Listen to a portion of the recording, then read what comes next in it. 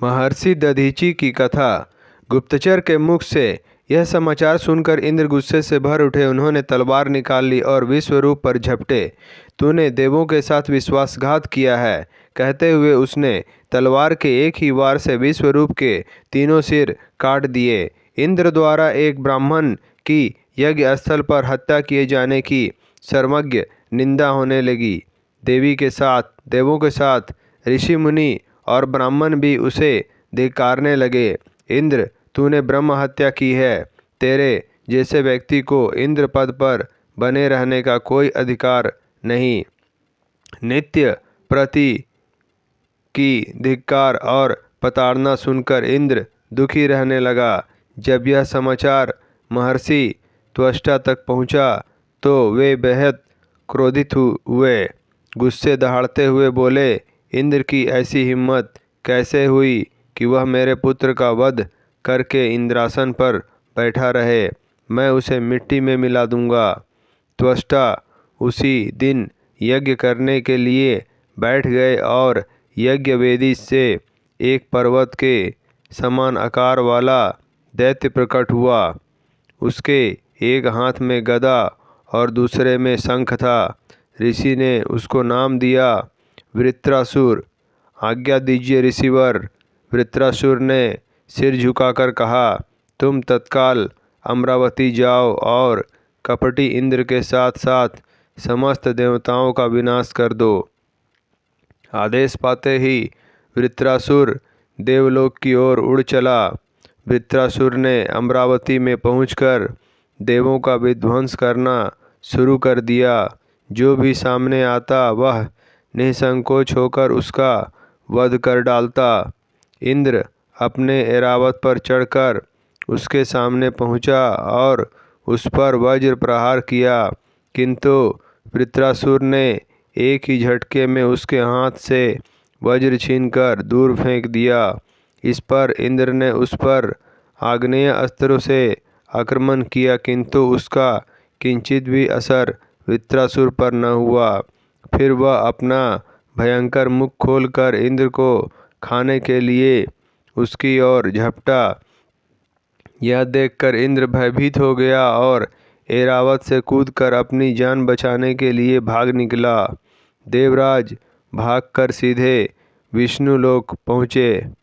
भगवान विष्णु के पास, क्षमा कीजिए देवताओं को बचाइए। उसने आर्द्र स्वर में भगवान से विनती की।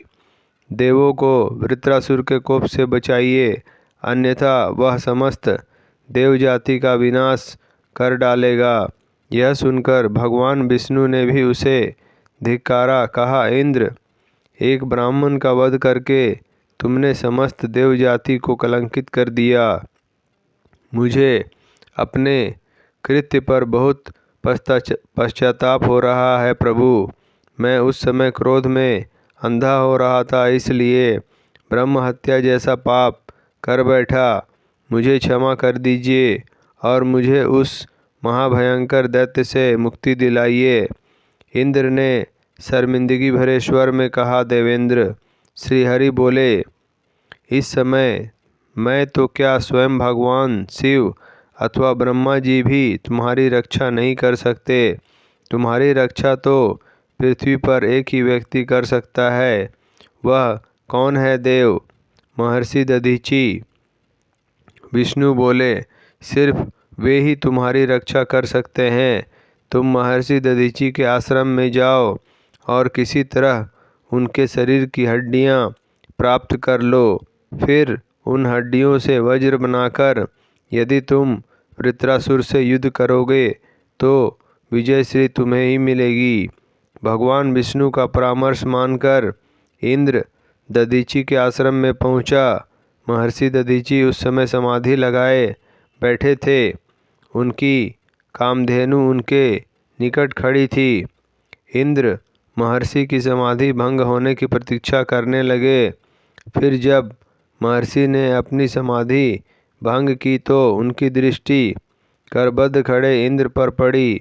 महर्षि ने हंसते हुए पूछा, देवेंद्र, आज इस मृत्युलोक में तुम्हारा आगमन क्यों हुआ? देवलोक में सब कुशल से तो है। महर्षि के पूछने पर इंद्र ने सारी बातें उन्हें बता दी। महर्षि, मैं भगवान विष्णु के पास गया था। इंद्र बोला। उन्होंने परामर्श दिया कि यदि आप प्रसन्न होकर मुझे अपनी हड्डियों का दान दे दें और उनसे वज्र बनाकर यदि वृत्रासुर से युद्ध किया जाए तो वह दैत्य उस वज्र के प्रहार से मर सकता है।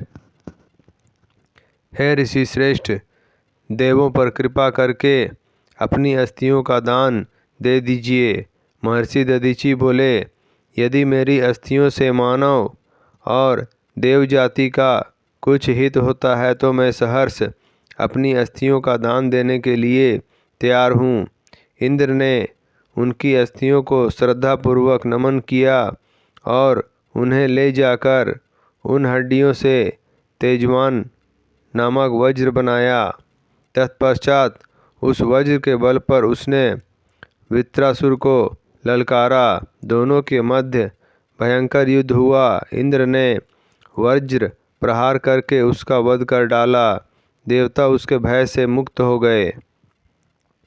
दोस्तों, आपको हमारा वीडियो पसंद आया हो तो लाइक करें, शेयर करें और सब्सक्राइब करें और हमारी नई वीडियो के लिए बेल आइकॉन ज़रूर दबाएं।